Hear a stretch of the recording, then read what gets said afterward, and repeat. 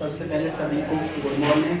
आज मैं आपका स्वागत है मेरे चैनल में AR अर्थमेटिकल सॉल्यूशन सेंटर। आज हम बात करेंगे हाई स्कूल के एक टॉपिक का जिसका नाम है surface area and volume. Surface area and volume इसमें बात करेंगे रेक्टेंगल क्या होता है। इसके एरिया की बात करें तो L इंटू बी। इस मतलब L क्या है, हमारी एक लंबाई है और ये B क्या हमारी चौड़ाई है।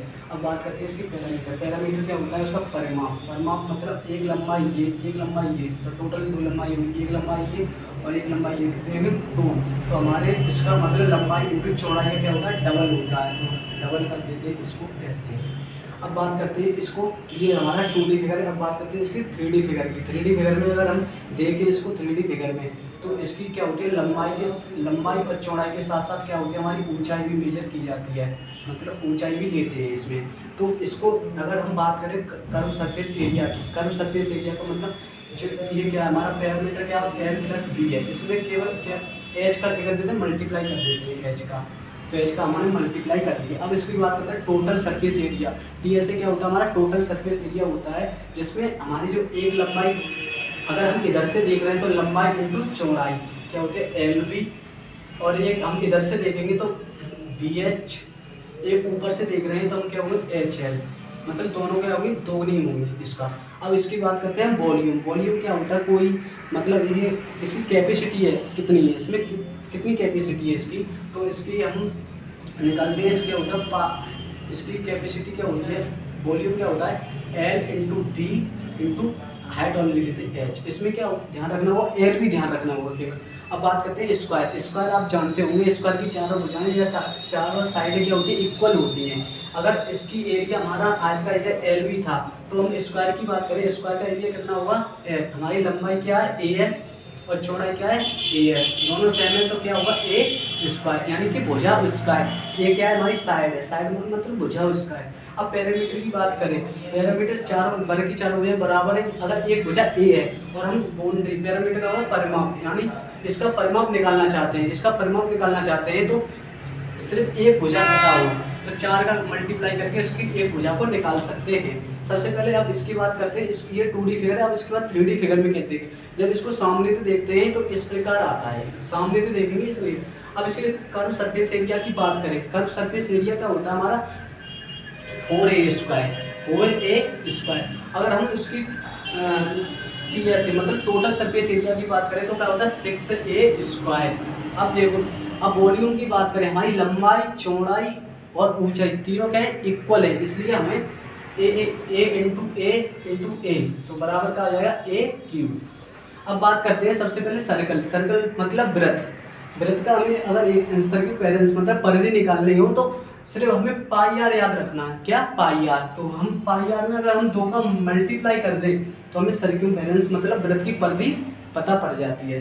अब देखो, अब इसके बाद आता है हमारा एरिया। अगर हम इसका वृत्त का एरिया निकालना चाहते हैं तो यहाँ पर पाई आर स्क्वायर, केवल क्या करेगा पाई आर स्क्वायर। अब इसके बाद अगर हम इस सर्कल को हाइट ले लें, अगर हाइट के रूप में देखें तो ये सिलेंडर बनता है, क्या बनता है, बेलन बनता है, बेलन का रूप ले लेता है। तो इसकी हम CSA की बात करें, केवल CSA की बात करें तो इसमें क्या होगा, CSA में हमारा होगा CSA, तो इसमें पाई आर स्क्वायर H होता है हमारा, ठीक है, पाई आर स्क्वायर।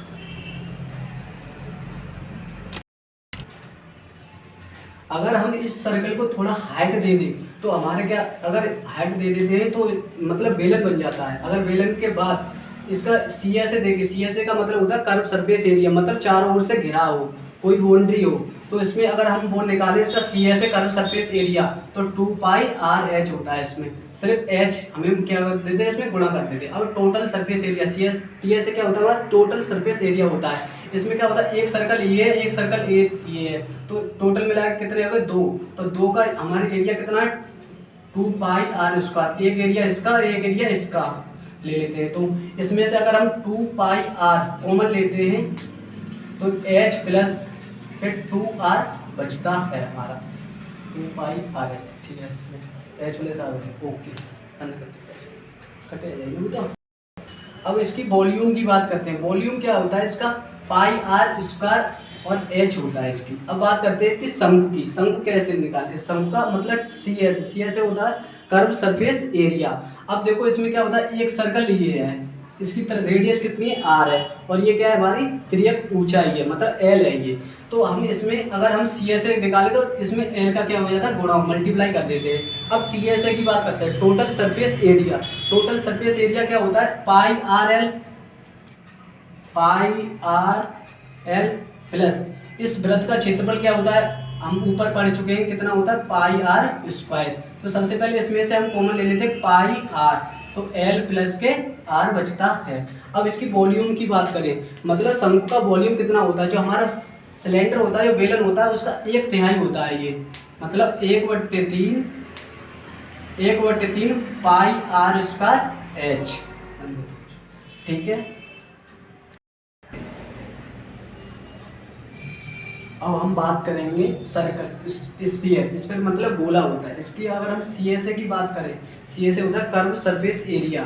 अगर हम सी एस ए की बात करें तो इसका होता है 4 पाई आर स्क्वायर, और सी एस ए और टी एस ए दोनों क्या होते हैं, इक्वल होते हैं, दोनों क्या होते हैं, इक्वल। अब इसकी वॉल्यूम की बात करें, वॉल्यूम होता है 4/3 पाई आर क्यूब। अब आती है हेमीस्फीयर। हेमीस्फीयर मतलब होता है अर्धगोला। तो सी एस ए इसका निकाले तो इसका कर देंगे हाफ कर देंगे 2 पाई आर स्क्वायर, इसका हाफ नहीं, इसका टोटल सरफेस एरिया। अब हम इस गोले को जब ऊपर से देखेंगे तो एक वृत्त टाइप का दिखाई देगा, जब ऊपर से देखेंगे तो एक वृत्त टाइप का दिखाई देगा। तो इसमें अगर 2 पाई आर स्क्वायर में एक पाई आर स्क्वायर ऐड कर देते हैं तो हमारा बन जाता है 3 पाई आर स्क्वायर। अब इसकी हम वॉल्यूम की बात करें, वॉल्यूम की बात करेंगे तो इसका आधा कर दो,